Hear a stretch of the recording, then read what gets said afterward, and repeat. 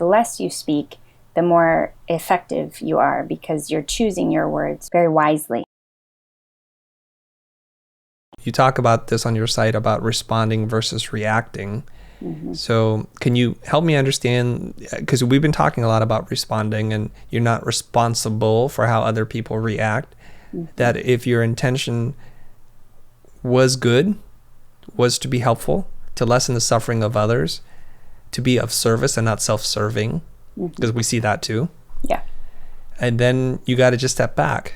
You have to step back and allow people to have the reactions that they need to have, right? And that's the difficult piece about having conversation, having dialogue, having discussion, having hard conversations. That's how hard conversations happen, is by allowing people to have reaction, by allowing people to be angry and sad and upset and uncomfortable, and holding the space for that to happen, right? So for us to be able to share what we feel, what is true, right? What is true for us. And it is okay if others can't hold that, right? Because we can hold that for them.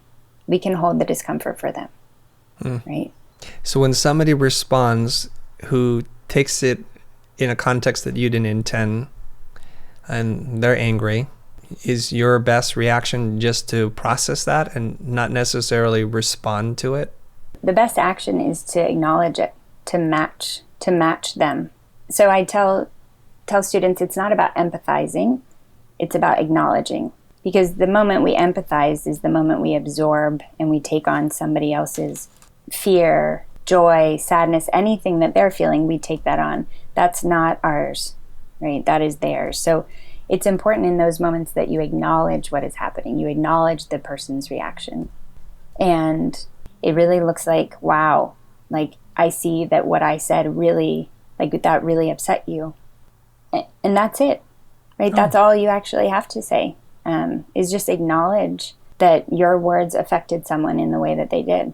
And often what you start to learn, the less is more. And it's the same when we're in communication. It's because the less you speak, the more effective you are because you're choosing your words very wisely, right? And obviously there are moments where you are going to be in heated interactions that don't give you the opportunity to choose, or that's what we believe, right?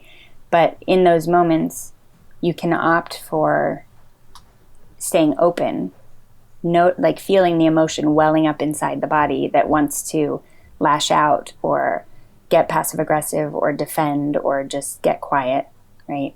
And be able to see it and be able to say, oh, okay, I feel you coming up, welling up in my body. I'm just going to take a deep breath into you.